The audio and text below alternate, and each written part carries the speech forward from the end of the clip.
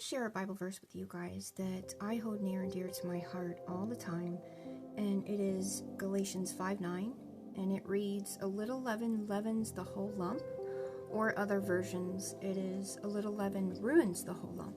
And what leaven is it's yeast, and when you put a little bit of yeast in bread, it causes the bread to rise throughout the bread. It changes it, it transforms it, it completely transforms it into a different type of bread than had you not had any yeast at all. And this is referring to sin. Jesus has used this Bible verse to really sanctify my heart and keep me at a place where I'm examining myself like every day. Because it's like this, you guys, if we just let a little bit of sin in our life, then it will start to corrupt you. Over time, you'll become desensitized, and that sin will start to transform you. And because it's a person giving into their flesh, and God says to walk by spirit. But if you gratify the flesh, right, if you do the deeds of the flesh, then you'll be walking by the flesh. But walk by the spirit, then you'll be producing heavenly fruit, and it'll be in your personality, your character, your thoughts, your speech, your heart. It'll transform your life if you walked after the Spirit of Jesus, the Holy Spirit.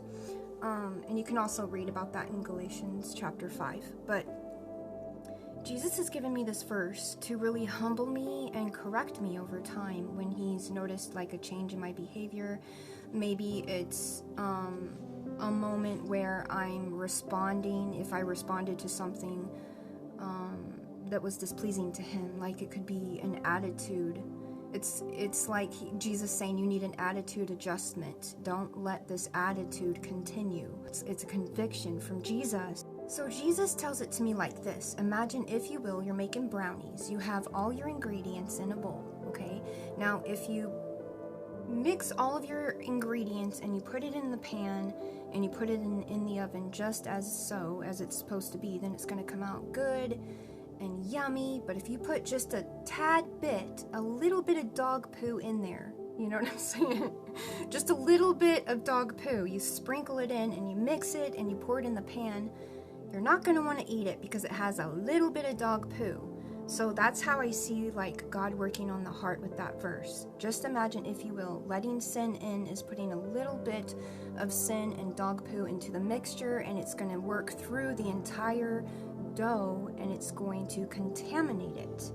So I hope this encourages you and helps you to self-examine and to draw close to Jesus, and really just ask him, like, if there's any sin in your life, if you recognize changes in your behavior to where you're falling back into the flesh, run to Jesus right away and just confess it, and he will forgive you and he'll help you walk through it. He'll help you overcome sin.